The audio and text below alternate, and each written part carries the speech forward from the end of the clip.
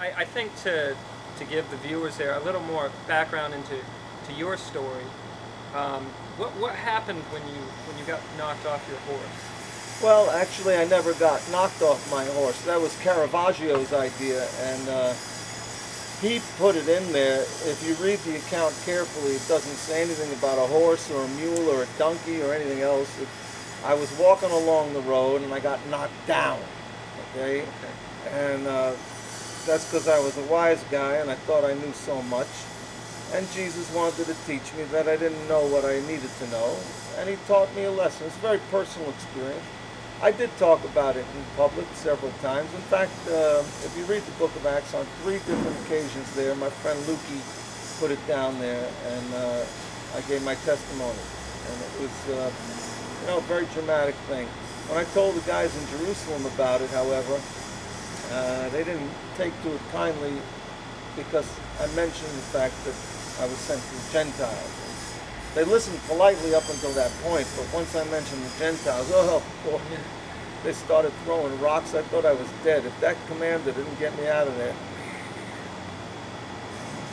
Well, So, I'm glad it worked out for you. It did. It worked out. And remember now, Caravaggio's the guy who put the horse there. There's no horse. Read it again. You'll see there's no horse. Now, once you became a follower of Jesus, did you continue going to the temple? Of course. Why not? The temple was the place where God set up residence to distinguish his people.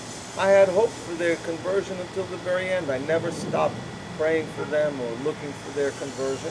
And it's the church's business to continue that vigil. If the church ever stops praying for Israel and for the peace of Jerusalem, then they become unfaithful and arrogant and self-conceited, and all kinds of terrible things follow. You must have in your heart a passion for the conversion of the ancient people. So yeah, sure, I went to temple. The Jewish people are distinct. The patriarchs and the covenants and everything comes from them. So I loved being a Jew, but that didn't give me anything on a Gentile who was in Christ. They had just as much a relationship with God as I did.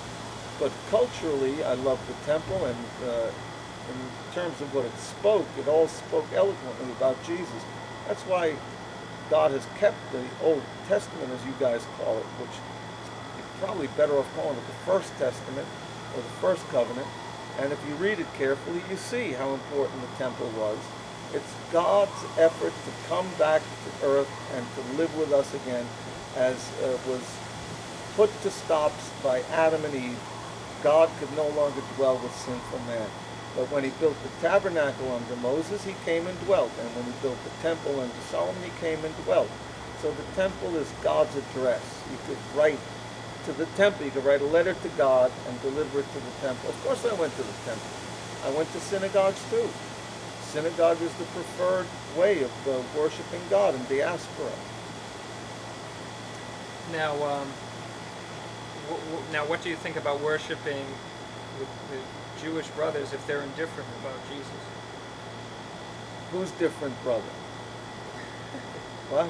Our Jewish brothers, if you're worshiping with them at the synagogue, what if they're indifferent about Jesus? What would you say to them? Well, many things depend upon the circumstances. If they still, I don't know how it may have evolved here, you know. I understand you got different movements now, Reformed and Reconstructionist and Orthodox and Conservative.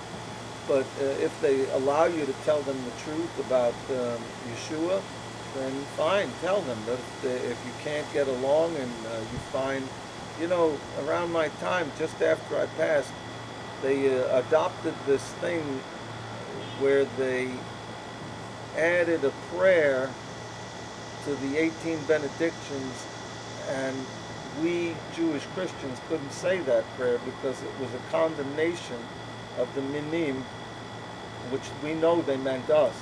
So we couldn't invoke a curse on ourselves for believing what everyone should believe, and certainly the Jews. So there are circumstances where you can't worship together with the Jewish people, but they wrote the book, they set the pattern, They had the frame and the form for the gospel and for it to be communicated. So as far as possible, you should get along with them. But obviously, you take the synagogue form, and then you'll have to have your own church. But the way it was at the beginning is that the Christians were united to the Jewish people by faith in Jesus Christ. That was the thing that God did. He united Gentiles with Jews. That's why the Jews wanted to kill me, because I was bringing Gentiles in, and they weren't circumcised. They said, you can't do that. I said, I have to do that. Jesus has come. He's finished the work, and now through faith in Jesus, these people are made true Jews. And they didn't get it. You see? Well, some of them did, Yeah. but many of them didn't. Now, a question that's very